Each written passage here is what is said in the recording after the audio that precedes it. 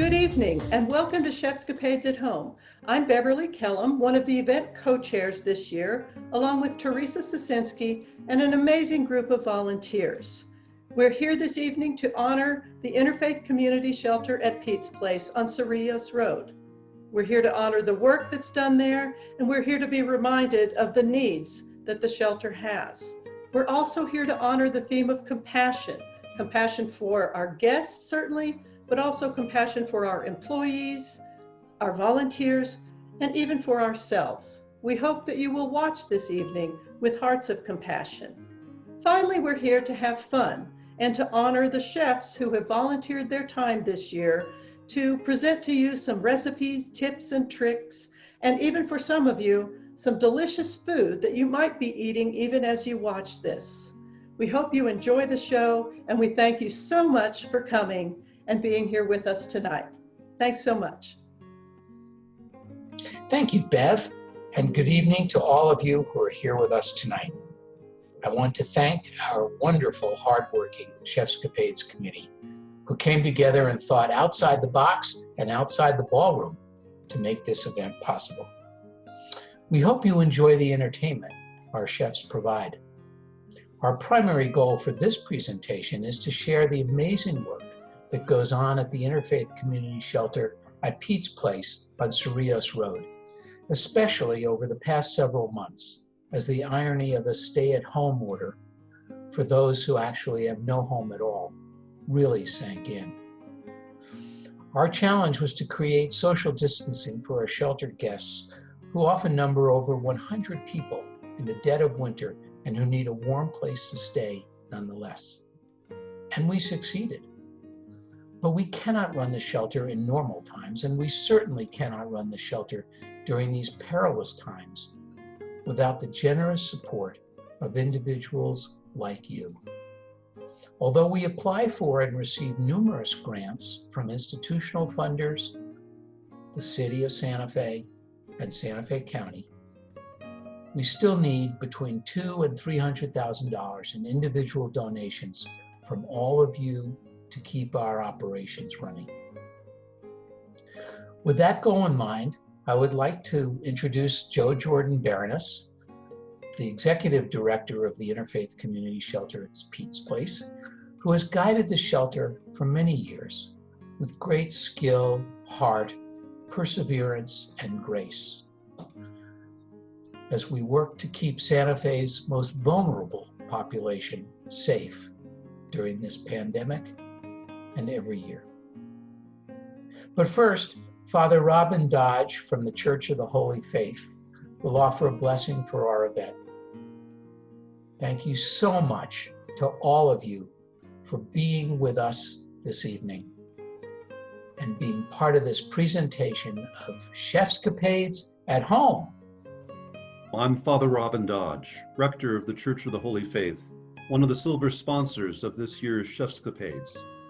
It's an honor for the Church of the Holy Faith to be associated with the Chefscapades because it's an honor to be associated with the Interfaith Community Shelter and the amazing impact it has on the lives of the people it serves and on the city of Santa Fe. Because Interfaith is a part of the name of the shelter, I've been asked to give a blessing to begin this evening's festivities. May God bless this time for us, that we may better appreciate and support the mission, work, and impact of the Interfaith Community Shelter. May God bless each of us as we enjoy the real or virtual company of one another and the delicacies prepared by these wonderful and committed chefs.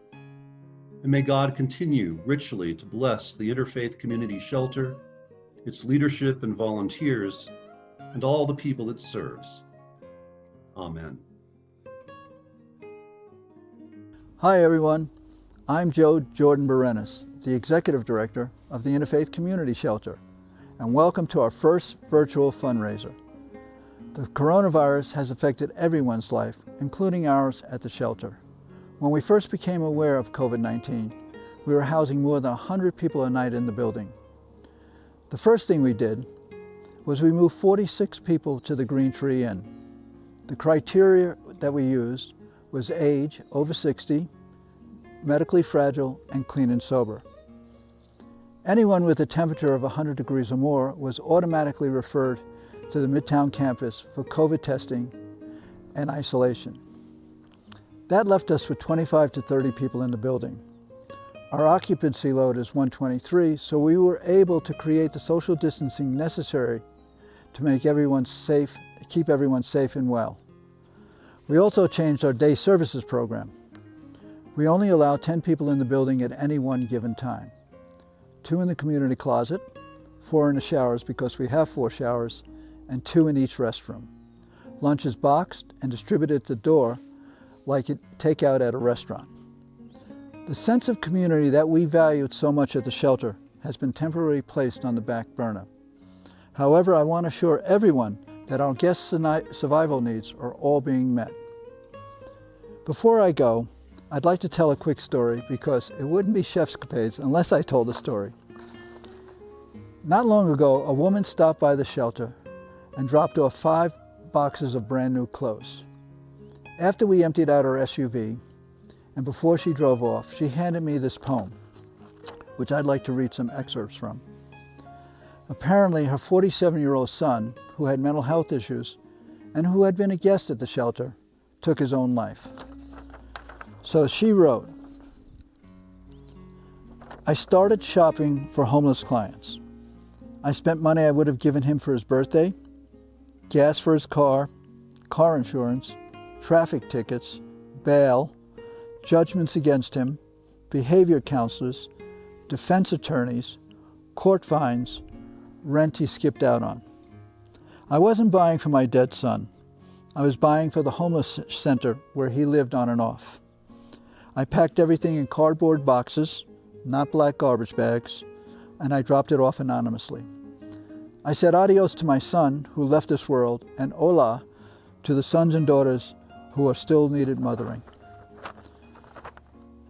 Just the other day, she showed up again with 5 more boxes of new clothes.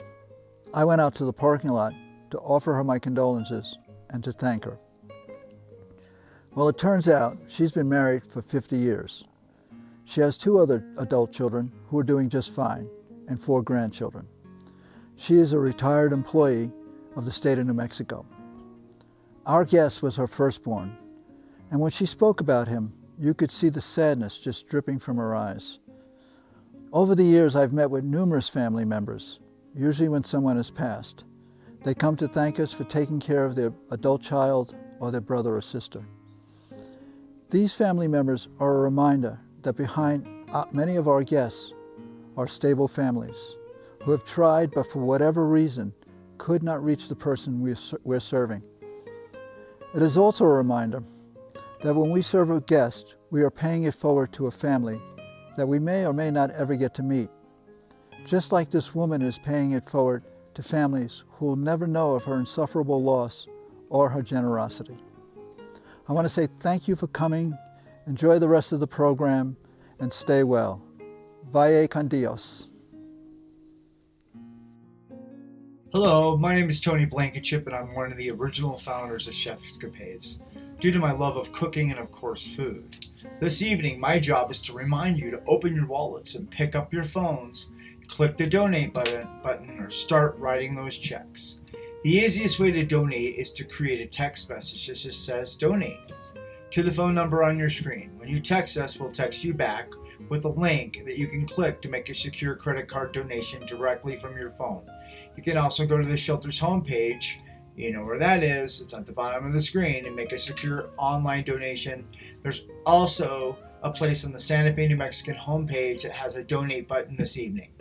As Joe mentioned, we're doing things a little differently at Pete's these days, but for individuals without a home, the basic need for food, clothing, and shelter hasn't changed at all. When you donate $50 this evening, you will help feed 10 to 15 people a hot meal at the shelter. Make it 500, and that number increases to 100 to 150, which is the number of dinners the shelter often serves on a freezing cold winter night. A $100 donation will provide care packages that include socks, underwear, toiletries for 10 people. As you can see on your screen, there are so many ways your generosity will make a difference to the people we serve. And now, we would like to acknowledge the incredible generosity of our Chefscapades at-home sponsors, and let's get on with the show.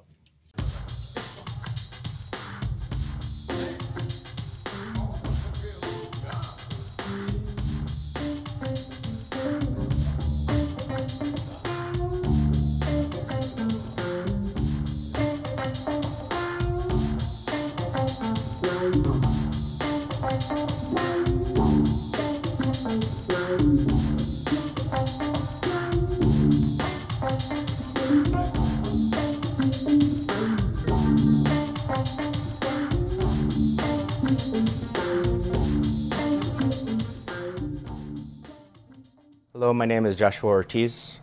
I'm the executive chef over here at Rio Chama Prime Steakhouse. This is my first year doing this Chefscapade event.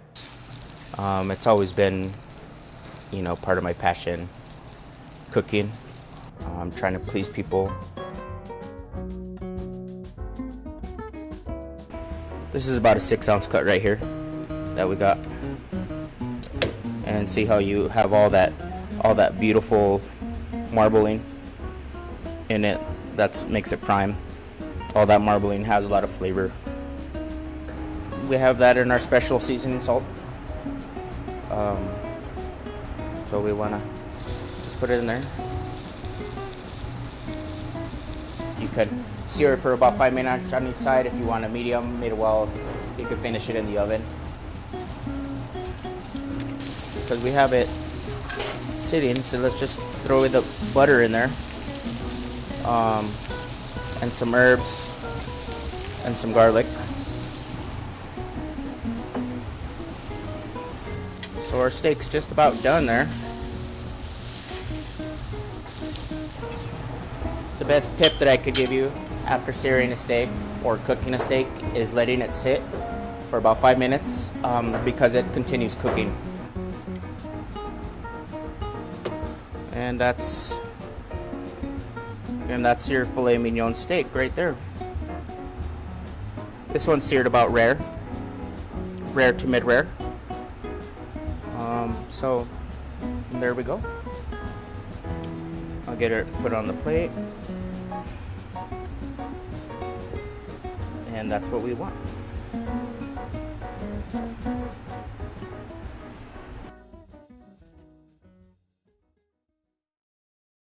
Hello, my name is Rich Friedman, and I'm an owner of El Farol restaurant, which, as many of you know, is the oldest restaurant and cantina in Santa Fe. And we're very pleased to be participating in this year's fundraiser for Pete's Place. I was thinking about today and what we're doing, and what came to mind is, during this COVID time, everyone's talking about how we're all in this together. I don't think that's anything new. I think we've always all been in this together. And we're just more conscious of that now. And we're very, very pleased to be able to make this small contribution to what is a very, very important work that's being done at Pete's Place.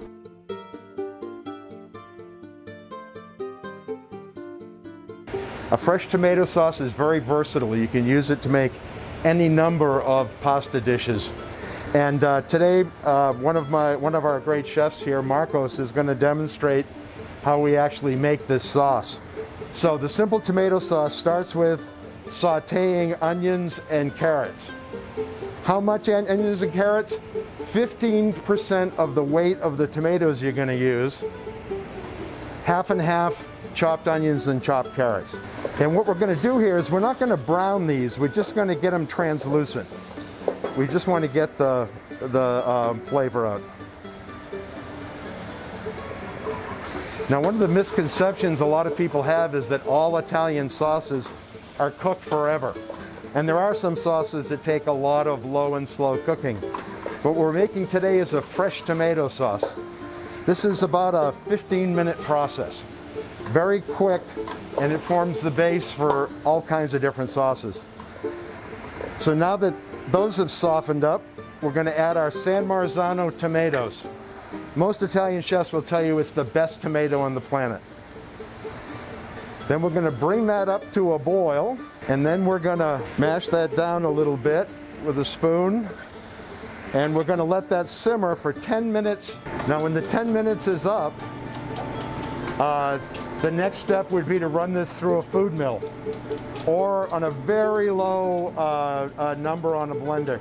You don't want to turn it into like a paste. You want to combine all the tomatoes and onions and carrots and let that flavor develop.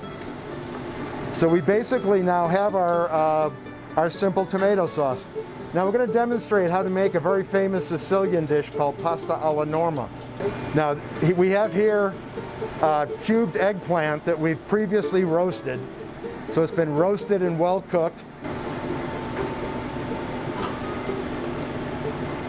And then we've part cooked some mezzo rigatoni. Now we're gonna finish our pasta. Another thing that is really important is you want to cook your pasta not quite al dente and finish it in the sauce. That'll allow the sauce to penetrate the pasta and make it a much more flavorful dish. So now you see our pasta alla norma, which we will now plate up. Marcos is slicing up some fresh basil.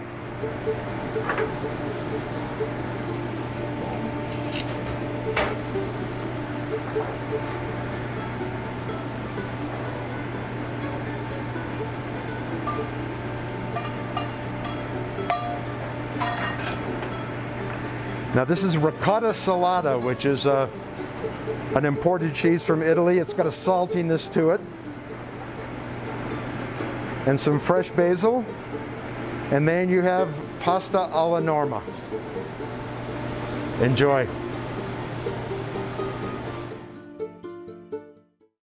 One of the reasons the work at the Interfaith Shelter is so near and dear to my heart, that I'm a person who has experienced homelessness and addiction. Back then, I hit a bottom in Reno, Nevada, that there wasn't a place like the Interfaith Shelter around to give me hope, to give me a place to go, to give me a place that I could feel safe and secure, to get fed, to have shelter, and I ended up hitting a very, very low bottom. So this place is very near and dear to me, and that's why I volunteer there as much as I can as a team leader, as a door checker, doing day services. I'm so grateful to have this opportunity to be able to be here and be of service.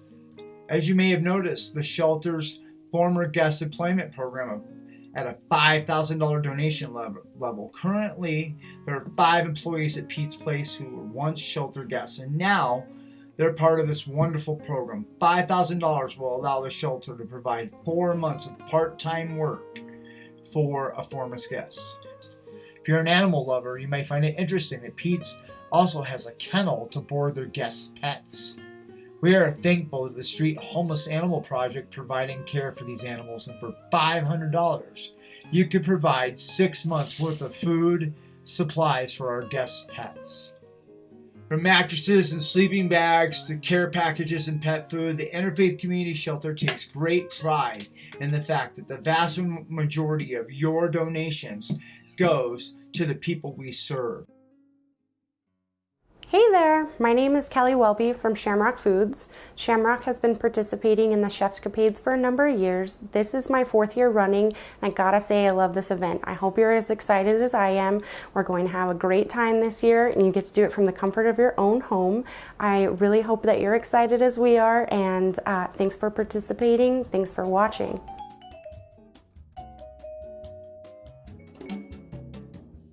To make cheese crisp, you're just going to shred some cheese, whatever kind you like the best, put it out on a tray, and bake it in the oven, usually about 350, but you could go higher if you want it to be faster.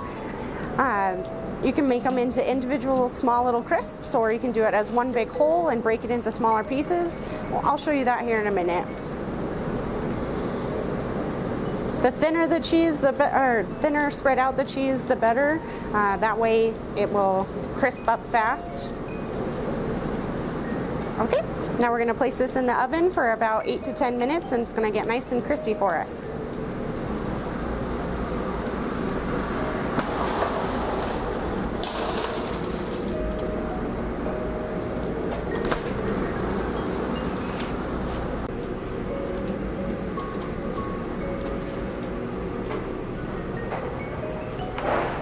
You want to see the crisp, you want to see the bubble and the burn. We're going to let it cool off for a second, and then we'll be able to snap it into the pieces, and you can garnish salads or really anything with the cheese. Great to dip in soup. It's a wonderful, wonderful garnish to anything you have on your menu. So once it's finished, you just peel back the paper, make them into any size or shape that you'd like, and they're super delicious, even just as a snack for me.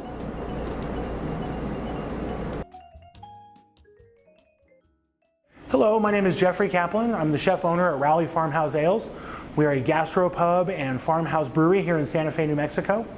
We're here today to talk about the Interfaith Community Shelter. If you're not familiar, the Interfaith Community Shelter provides a lot of services for homeless people here in town that they just can't get anywhere else. So we really need to support them as much as we can, and thank you for your support. We're going to be making our a la minute clam chowder today. It is New England style clam chowder, and what we mean by a la minute is that it's made to order. So we make it with live manila clams or cockles, depending on where we get them from, time of year, and one dish at a time.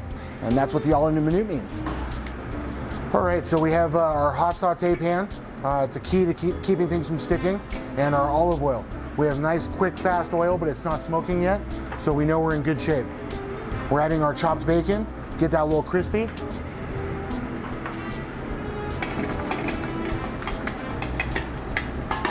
And now our leeks.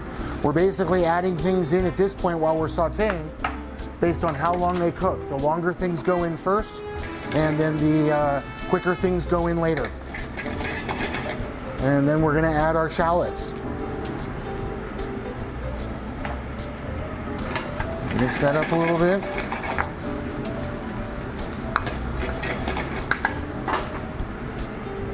Now we're gonna add our minced garlic.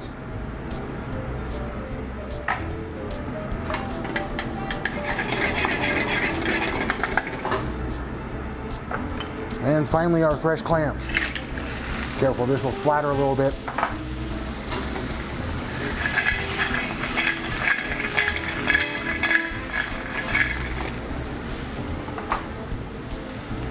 Okay, it's important that none of the clams are open before you cook them, and that they're all open after you cook them.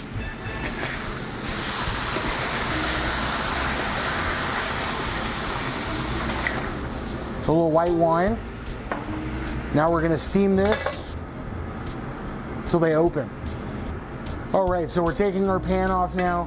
We've steamed our clams. Everything's open. So now we're gonna add our heavy cream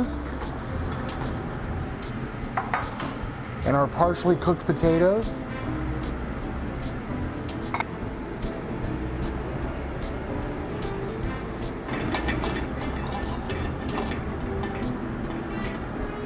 Okay, now we need to bring this to a boil and let it thicken a little bit. We're also going to add in our corn.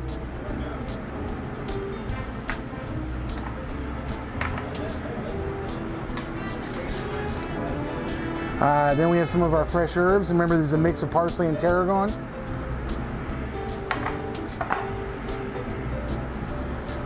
Black pepper. Kosher salt, just a little bit.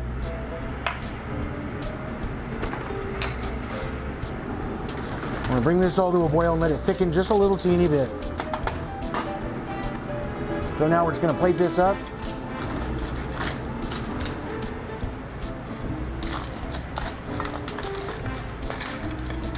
Lots of clams, nice little pile there. Get all the little bits out of the plate, out of the saute pan into the plate. Then we're gonna add two more last little things, little oyster crackers, and a little fresh lemon zest right on top. There we go. This is our a la minute New England clam chowder at Rowley Farmhouse Ales. Enjoy.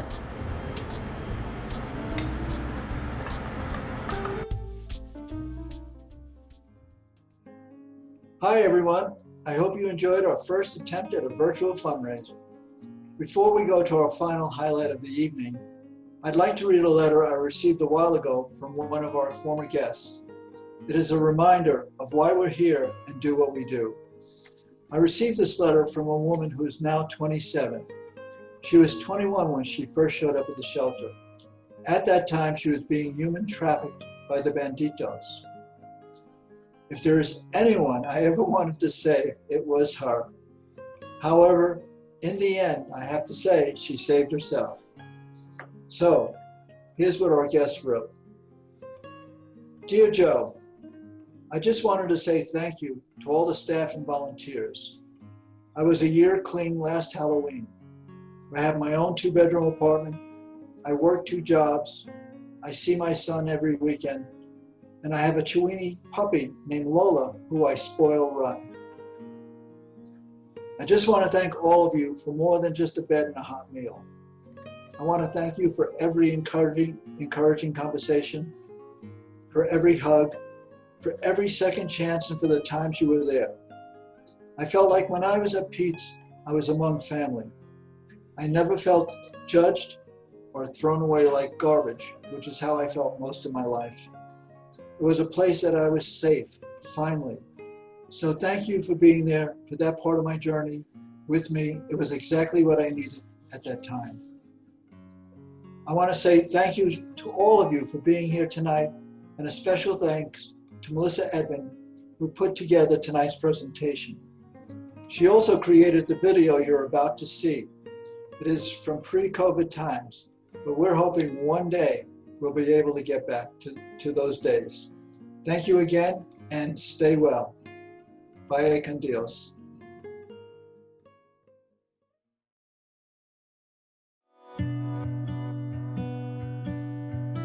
The shelter arose because of an acute problem in Santa Fe. And we had homeless people who were living on the street and dying from hypothermia in the winter. In the fall of 2009, I began working more intensely with this coalition of faith communities and try to get a permanent shelter for homeless people in Santa Fe. We invited county officials, we invited state officials, we invited local city councilors and the mayor. I felt very strongly that the attempt to privatize social services ended up hurting people. And this is a public need, and you've got to step forward and provide a space for us. And that's how we got started. The faith groups working together long preceded my arrival here. And I really do think it's amazing that all these faith groups work together. We have everyone from A to Z, from the Adventists to the Zen Buddhists. Upaya is a local Santa Fe Zen center. You know, this is just our community work to show up here all year round.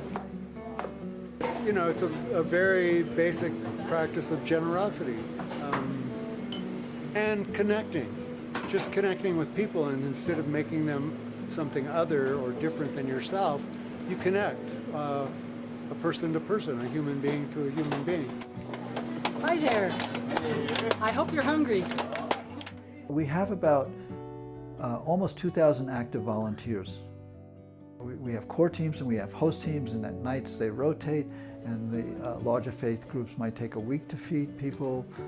The smaller faith groups or community groups might take a night, you know, but it all works. We're the only come-as-you-are shelter in northern New Mexico, or a minimal barrier shelter, which means we accept everyone.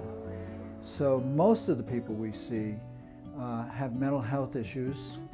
Often they're self-medicating, and they really, for the most part, cannot get into the other sheltering programs, particularly in the city of Santa Fe. Every night we're sheltering between 100 and 110, 120 people. We're feeding between 120 and 135.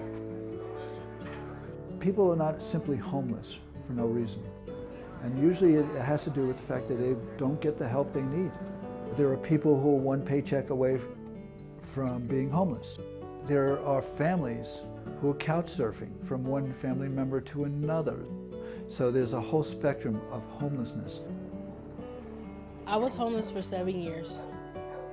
My life took a turn to where I couldn't provide, and there were things that I lost because of that I'm trying to regain. Being involved with Interfaith Shelter, they help push me and send me to different places to get the resources I needed, to the closet to get clothes for my interviews, bus passes to school, providing medical services, providing counseling, and other things that they do here. They really have extended themselves more than 1,000,000 times. The most important thing we provide for our guests is a socialization. And if you come here during a resource day for lunch, or you come here in the evening, you'll see people talking with staff, talking with volunteers. The primary focus became a community for people who don't have one. This is a place that is welcoming. This is a place where we say, we're really glad you're here today. And we also can offer an opportunity to listen, to be, and I think for many volunteers, it's a way to broaden your community. What I like about us is that we're non-judgmental. We accept people where they're at. We acknowledge their humanity. Some of these people go days without talking to another human being. People shy away from them, they take distance from them. This particular shelter, our staff, executive director, have really made an effort to make sure that people see this as a place where they can connect, where there is community. We have tables and chairs for people when they come in to eat, so we eat around the table together. It's not just taking a plate and going off by yourself. There's a lot of services going out of this building. We have 12 partner providers. The VA is here, LifeLink is here 5 days a week. We have the Food Depot here on Fridays enrolling people in food stamps. We have Homeless Court. Judge Vigil comes in and she comes in and presides over her court here. We have the Street Homeless Animal Project, and what they do is they provide free animal care for people's pets. I can make a plug for Smith's Veterinarian Hospital, who's done all this for free for us. We also do an art group. I have been at this particular shelter for 4 days. 4 days? Yeah, I'm not new to homelessness, but new to this shelter. I can't call myself a professional, but I've been doing art since I was probably old enough to sit up. I've been coming to the shelter for a little over a year. I used to sleep here, but I do not sleep here now by choice. It's just more calming for me to sleep in my car. But I come here for resource day, for art, for lunch, for dinner. We do haircuts here for people. They get free clothing here. Last year we gave away more than 33,000 articles of clothing. And then one of my favorites was the Santa Fe Desert Corral. Janice came in here and said she had seen a homeless choir in, I believe it was Dallas, Texas, and she said, would you like to do that here? And I said, are you kidding me? Because anything that helps our guests feel better and normalize their life is a great thing.